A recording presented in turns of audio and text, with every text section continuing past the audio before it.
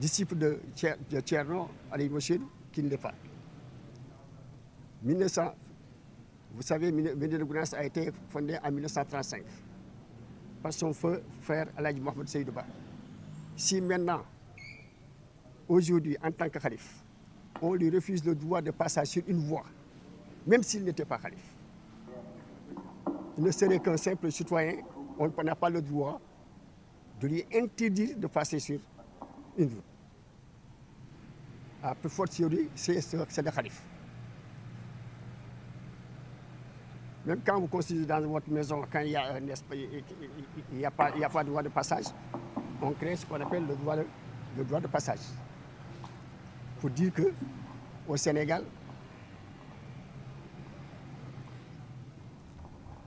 on permet. Donc, au Sénégal, il y a une liberté de circuler. Donc, comment se fait-il que le calife, dans sa propre ville, qu'il soit agressé? Et au moment où nous tenons cette déclaration de presse, les choses s'empirent. Le ministre de l'Intérieur, vous avez tous appris, présentement, il est à Médina Gounass. Le défi est aller plus loin. Même en présence du ministre de l'Intérieur, le ministre de l'Intérieur en personne a été caillassé. Ils ont jeté des pierres. Maintenant, on se demande dans quel pays on est. J'espère que le ministre de l'Intérieur, une fois rentré à Dakar, il prendra toutes les mesures nécessaires par rapport à ça. Donc voilà. Oui. Ensuite,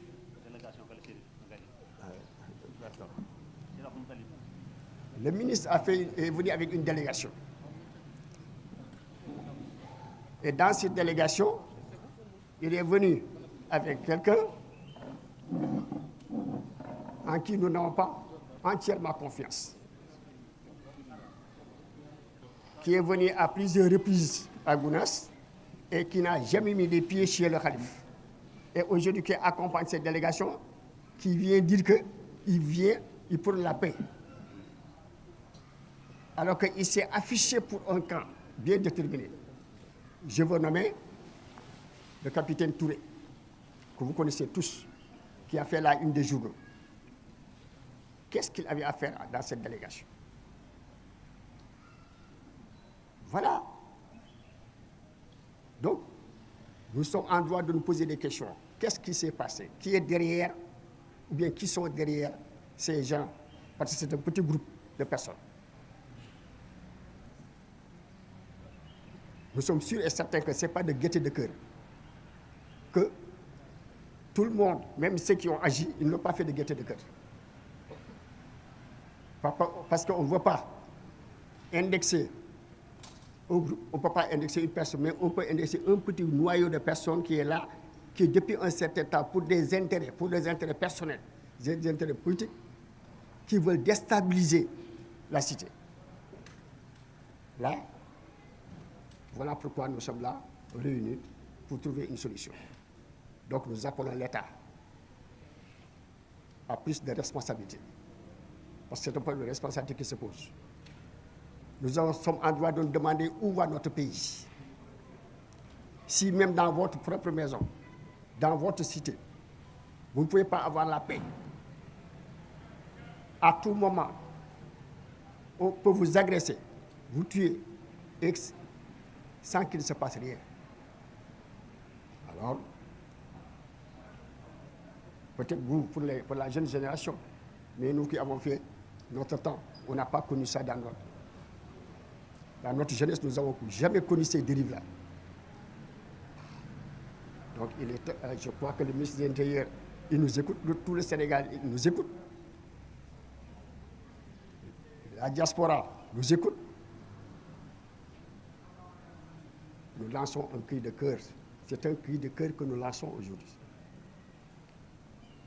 Je crois qu'il y aura tout de suite certains qui vont prendre la parole, vont parler en pulaar, pour s'adresser à la communauté pulaar. Aussi, on va aussi faire un discours en wolof. Et nous espérons seulement que vous allez porter la nouvelle un peu partout. Comme il s'agit d'une déclaration de presse, ce n'est pas un point de presse. Nous avons vu que dans les journaux, il y a eu beaucoup d'amalgames. Il y a eu des équivoques que les gens ont voulu entretenir, que certains ont fait sciemment. Voilà pourquoi nous sommes là réunis, pour rétablir la vérité. Voilà ce que j'aimerais dire. Assalamu alaikum wa rahmatullah.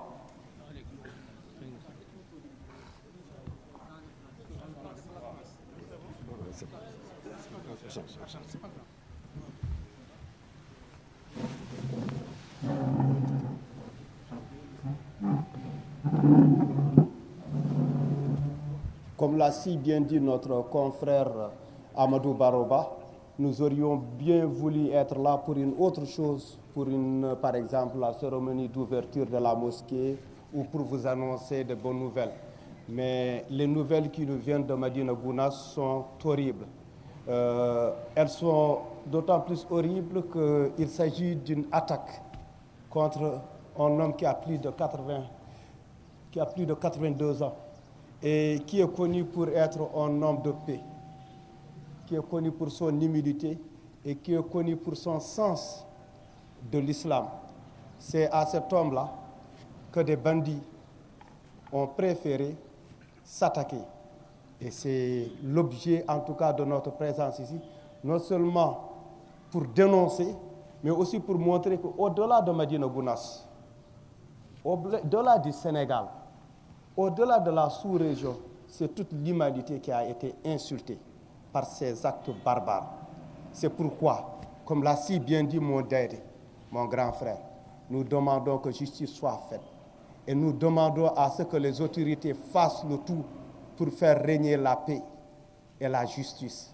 Parce que sans la paix, il n'y aura pas de développement. Sans la paix, on ne pourra pas faire ce qu'on nous a enseigné de plus fondamental. L'enseignement fondamental de Thierno Siraji-Din, c'est la paix, c'est l'islam, c'est le bon voisinage. Vous savez tous, et pour tous ceux qui connaissent les gens du dental, nous sommes connus pour être des gens qui créent des symbioses, qui créent des liens entre les différentes composantes. Donc il ne s'agit pas ici, encore une fois, d'une guerre ethnique, il ne s'agit pas ici d'un conflit religieux, il s'agit tout simplement d'un banditisme qui a été orchestré par une personne qui voue une certaine jalousie pour le calife. C'est aussi simple que ça. Maintenant, cette personne a été aidée par un certain nombre de gens qui sont tapis dans l'ordre.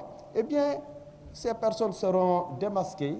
Nous demandons que la justice et nous demandons à l'État du Sénégal, aux États de la sous-région, de veiller à la paix et à la sécurité. Pour l'instant, nous continuons à croire que nous sommes dans un état de droit et que nous serons rétablis. Il y a même certains parmi nous qui ont commencé à saisir, en fait, à réunir tout ce qu'on a comme preuve pour montrer en réalité il s'agit d'une attaque, il s'agit d'un acte unilatéral qui a été conduit par un groupe et qui se sont adressés à tout un autre groupe. Il y a beaucoup de gens de la sous-région de Dakar qui étaient prêts à aller rejoindre nos familles, nos parents